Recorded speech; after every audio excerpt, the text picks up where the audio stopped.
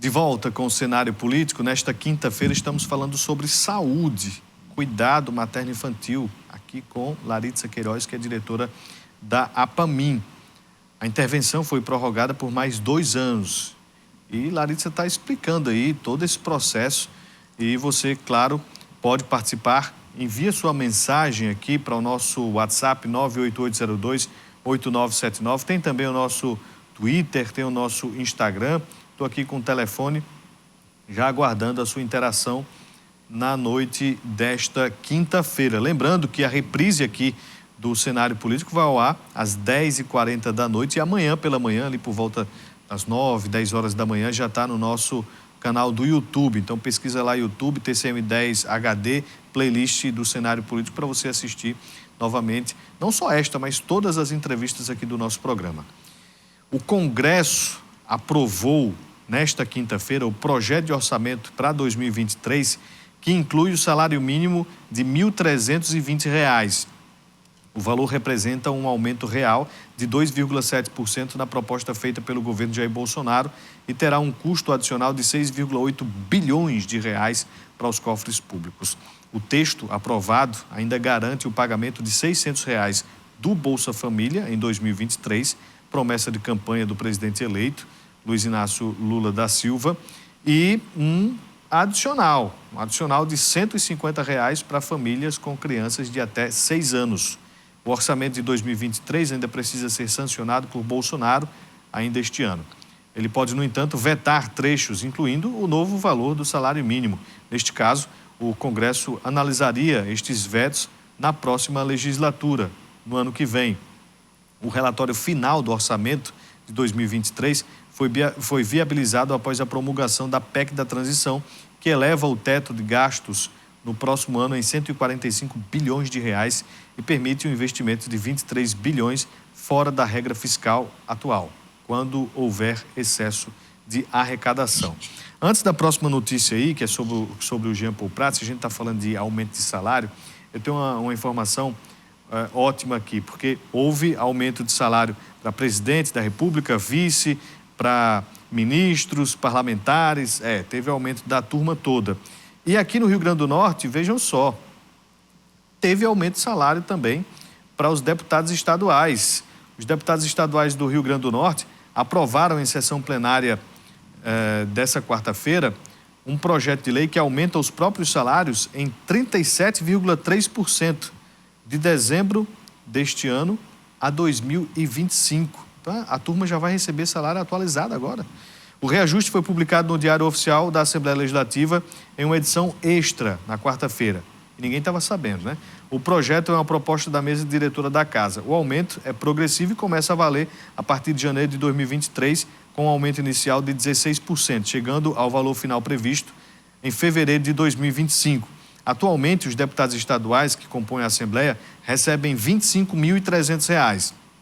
O projeto de lei aumenta a partir de 1º de janeiro para R$ 29.400. O aumento vai atingir em 2025 total de com uma bagatela, R$ 34.700. É isto. O projeto de lei será encaminhado à governadora do estado, Fátima Bezerra, para que possa ser sancionado. A sessão em que o projeto foi votado foi posterior à aprovação do aumento do ICMS no último dia de atividades legislativas do ano. A Assembleia aprovou o aumento do ICMS, depois eles aprovaram os próprios salários, está todo mundo ali se confiando, se ajudando, e o povo com um salário de R$ 1.300 para ser incrementado aí para o próximo ano. Não se tem nem a certeza sobre isso. Tá aí, pessoal, é assim que funciona. Cada um legislando em causa própria e olhando ali para o seu umbigo. O presidente eleito Lula da Silva se reuniu na tarde desta quinta-feira com o senador Jean Paul Prats, do PT aqui do estado, para discutir os últimos detalhes antes de sua indicação como presidente da Petrobras. De acordo com fontes do partido, os dois conversaram sobre detalhes da política que deve ser adotada pela empresa pública para a área de produção de petróleo e energia a partir do próximo ano. Jean Paul Prats tem amplo conhecimento da indústria de petróleo. Ele integrou a antiga Petrobras Internacional, a Abraspetro, nos anos de 1980 e participou da elaboração da Lei do Petróleo em 1997. No Senado, ele foi autor do projeto de lei sobre eólicas offshore, que é no mar. Na campanha do PT, por exemplo, o senador participou de um grupo de especialistas que assessorou o ex-presidente em temas do setor, em especial sobre a Petrobras. A partir de sua indicação para a presidência da Petrobras, o senador do Rio Grande do Norte deverá passar pelo crivo dos órgãos de controle à luz da lei das estatais. A partir de Prats, a participação de Prats na campanha política de Lula será o ponto principal a ser escrutinado. Na visão de especialistas ouvidos aí pela imprensa que acompanha de perto tudo isso, isso porque ao longo da campanha presidencial foi noticiado que o senador contribuiu na construção do programa de governo na área de energia, óleo e gás. É um bom nome, vamos ver se vai passar aí com relação à lei das estatais, que mudou, tirou ali aquela quarentena de vários meses para apenas 30 dias. E ontem a gente mostrou aqui um vídeo do presidente do Congresso, o pessoal se despedindo no último pronunciamento de Jean Paul Prats desta legislatura. A partir de 1º de fevereiro, quem assume ali a cadeira dele é o Rogério Marinho, mas deve assumir a presidência da Petrobras, um desafio enorme, porque precisa baixar ali o valor da gasolina na bomba, mas precisa também ter ali um afago com os acionistas. Então, é uma situação bem complicada aí para o Jean Paul Prats. Vamos voltar aqui a nossa conversa com a diretora-geral da APAMIN, Larissa Queiroz.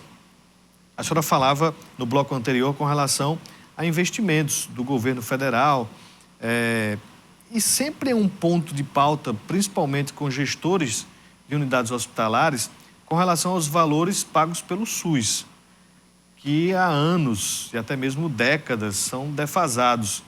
Não se fala sobre incremento, reajustar. A gente está vendo aí reajuste de salário de políticos a todo momento, mas os valores dos serviços do SUS continuam os mesmos. Não existe nenhuma perspectiva sobre isso? Não. Desde 94, a tabela SUS não sofre um reajuste real, né? Como salário mínimo, como os deputados. E isso dificulta, principalmente as entidades filantrópicas que não têm um mix de atividades com o setor privado tão grande como o próprio setor privado. Então, assim, complicado. E não existe existe uma discussão no Congresso, mas ela fica em segundo plano, né? Muito em segundo plano. E eles botam alguns incentivos, mas que, veja bem, hoje uma cesárea que o SUS paga, ela é em torno de R$ 1.800 para pagar a equipe médica e o hospital. Qualquer cesárea particular em qualquer plano de saúde é a partir de R$ 4.000. Você já veja a diferença do que se está pagando, né? Não, mas você ganha no volume, mas o volume... Por isso mesmo, para você dar uma saúde de qualidade, você tem que pagar o volume também, né? Não adianta a gente fazer 30, 40 e entregar uma coisa sem qualidade. A maternidade vem dando certo porque a gente não está visando o lucro, né? A partir do momento que a pessoa vê o lucro, você vai ver que a maternidade não vai ser interessante para ninguém, infelizmente. E se não houver nenhum trabalho dessa nova gestão federal em trabalhar essa tabela SUS, ou melhorar, ou arranjar outra alternativa que existe no mercado, outras alternativas para se pagar os hospitais de qualquer tipo, seja privado, seja público ou seja filantrópico, para que você possa prestar uma saúde de qualidade. Na pandemia, a gente não viu que todos os hospitais puderam trabalhar em conjunto, né? O Estado, o filantrópico e o privado não trabalharam junto para resolver o problema da pandemia? Mas você viu que o preço da diária de UTI foi até diferenciada pelo próprio Ministério. A diária da UTI era R$ 478, é R$ 478. Durante o Covid, ela foi R$ 1.500. Chegou um pouco mais próximo da realidade.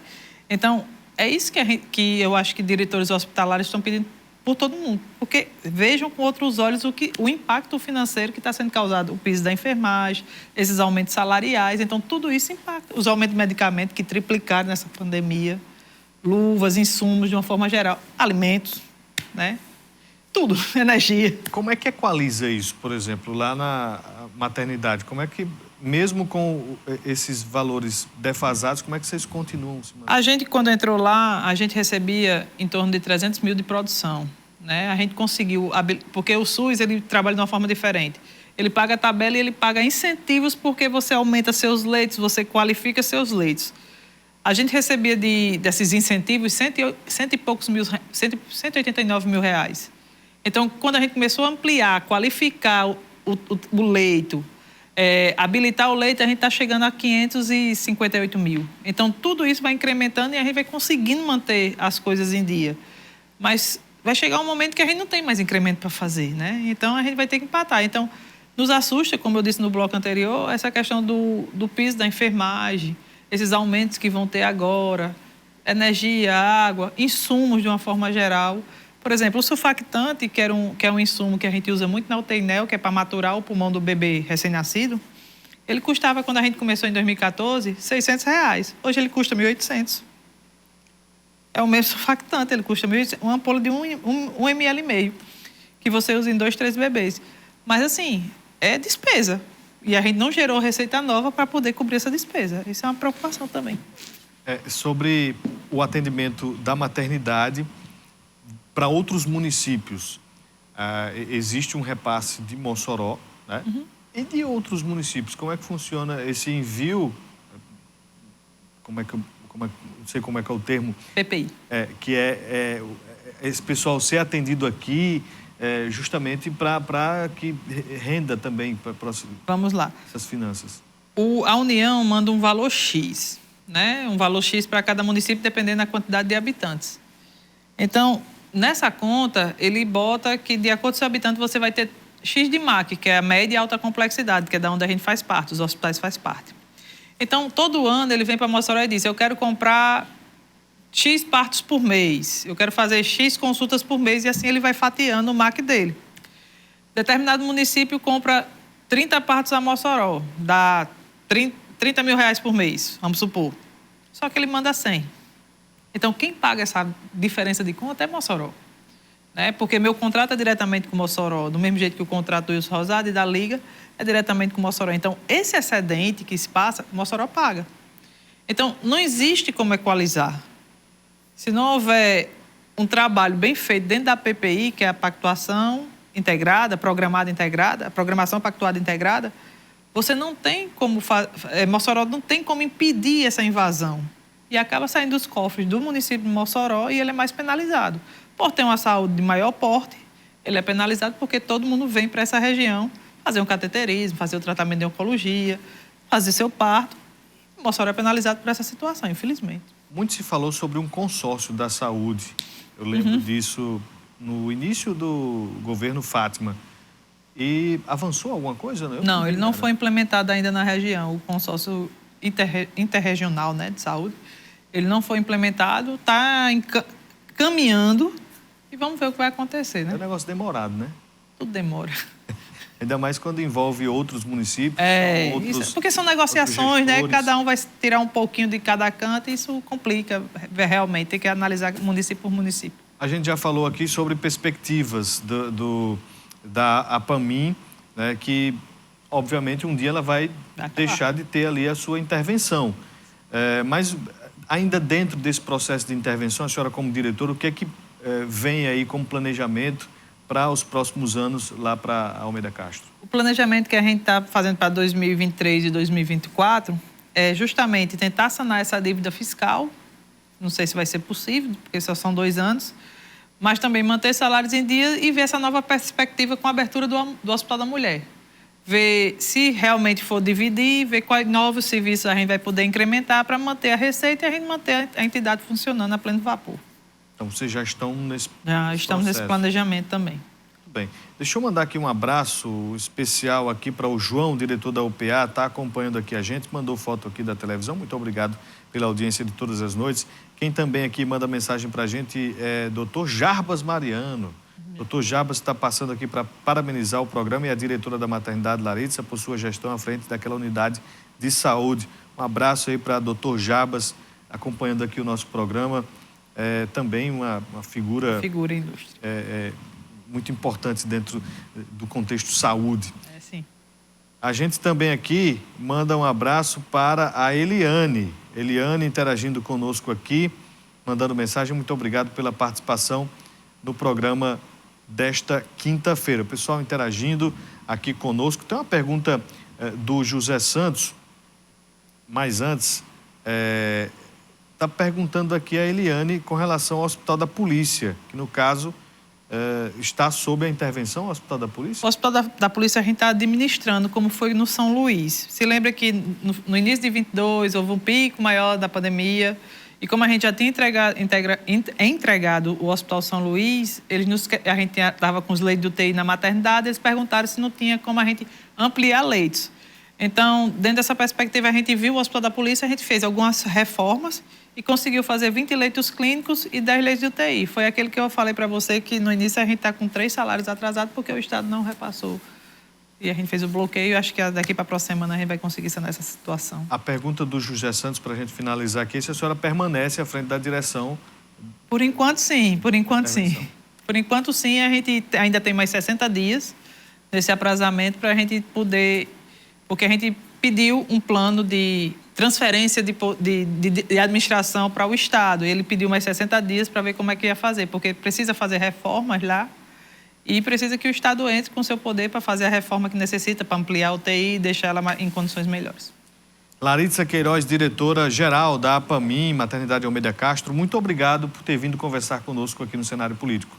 Eu que agradeço e quando precisar estamos à disposição e agradeço a todos os telespectadores que puderam nos ver aqui. Um programa muito importante que vale a pena salvar aí para acompanhar, para rever, tirar dúvidas com relação a todo esse processo de intervenção. A você de casa a gente agradece a audiência. Amanhã a gente volta às 7h25 da noite ao vivo. Até lá, um abraço.